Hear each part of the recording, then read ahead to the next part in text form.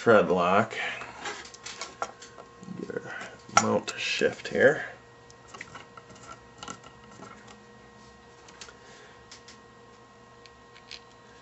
Get our other one. Shot a thread lock. And we will take and run these down and in. And this should go in with no problem at all. I'm assuming that hole goes down quite a ways in that mount. Oh, and we are wrong. Shorter yet. Okay, well, we're learning the hard way on this deal.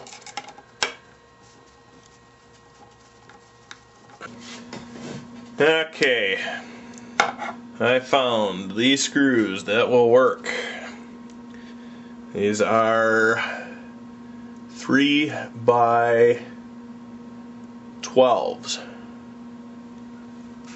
Oh, and I just got a little sloppy there with my thread lock. And we're going to try to soak some of that up right there with our screw. Now I did check these already. I ran one in before I put any thread lock on. So fit was confirmed. Let's see here, got a piece of paper towel. There's a small chunk here, clean up that thread lock we dribbled there. Okay. Now run these tight. Basically we have secured our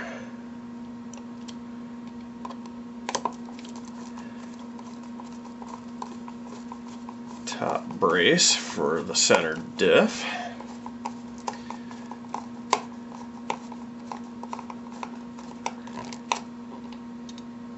Now these are screws that you're going to want to check periodically, especially bottom one here, any of these periodically after you've been driving, because they will, with the chassis flex, they do on occasion work themselves loose. It's never a bad idea to always have spares in your box. Let's see, get rid of that stuff there. Okay, so we've got the center diff mounted up. Okay, center diff assembly's done, so let's go grab bag J and pull out our supports. We can set those aside for now. We're not going to put those on yet. We're not ready for those.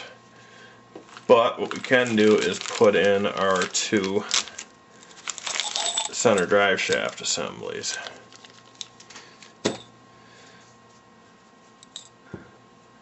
We need to find our grub screws for those, which are going to be these large ones here. They are 5x5 grub. Lay those out. We want two of those. Another thing you're going to want to do is put rubber hose chunk into each end of these. What that does is, as these slide in and out with chassis flex, that rubber actually sits behind the ball and acts as a shock absorber, so you're not slamming metal to metal as this moves in and out with chassis flex. I'll actually grab the right shaft here so we're not using the wrong one, but it does work really good. My buggy came that way. I've actually replaced a few of them because after time that rubber does wear out. So I will locate some rubber hose here real quick. We'll cut up a couple of chunks, get those inserted, and we'll put the two center drive shafts in. Okay, for the rubber hose, little shock absorbers for these two shafts. All you do is cut up a piece, insert it in, and then what you can do is try to do this and show you. You can just take and shove in your drive shaft like so. You'll see now that it's actually, get this up here right, as it moves back and forth, it absorbs any shock that gets blown at it. In and out, no metal to metal banging. So we'll get this front one mounted here.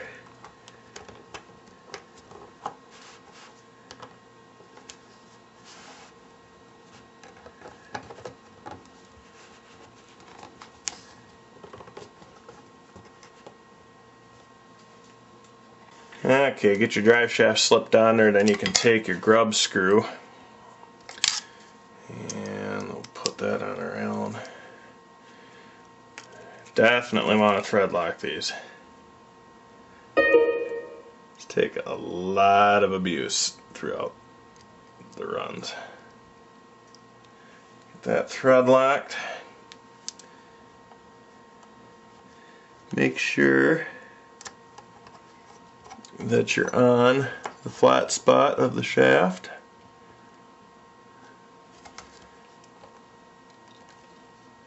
Get her good and tight.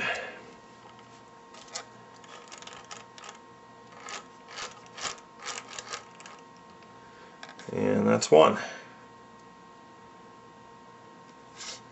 Now we'll simply do the back one same way.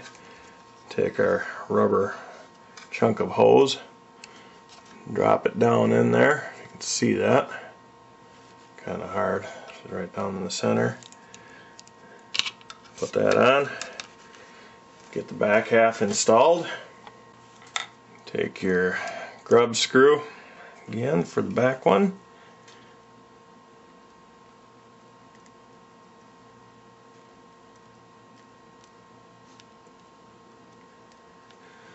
Thread lock. Make sure you're on that flat spot of the output shaft coming out of the diff.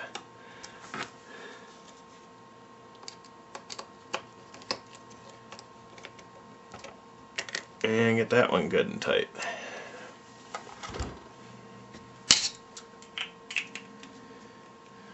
Okay, front and rear shafts are installed. Here's the basic drivetrain.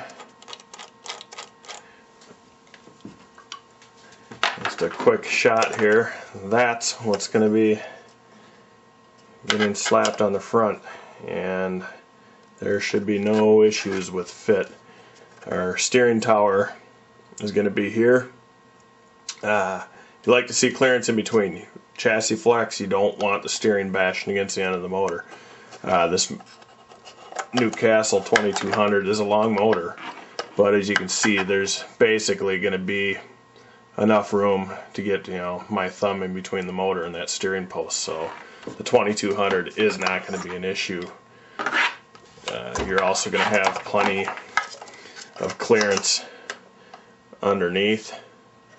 It's another thing that some people worry about. The motors are too big, sitting too close to the chassis. So we know we're not going to have that problem with the 2200. This thing should go really good.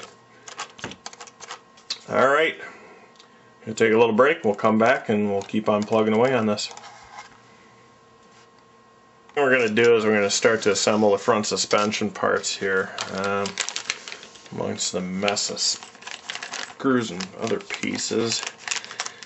Locate your front shock tower bag. Get that out of the way. You have your front shock tower. Got your lower front control arms. We've got our captured hinge pins for the front. Get this cut open here. These are the heavy duty captured ones, no C-clip pins on the Pro version of the buggy or the truggy. We've also got some body mounts here that'll go on the back of these shock towers after a while. I'll get those out of the way for now. Basically, what these consist of are your pins, which are captured as I mentioned. The way this should be done is the regular slot end of it come in from the back side,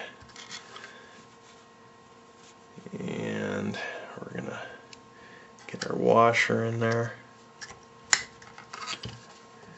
and hopefully this angle isn't too much. Oh, well, there's a reason why they do that with the assembly off the chassis. So what we're going to do is just take these two bottom screws that we have in, back these out a minute. That'll give us enough clearance to lift this up.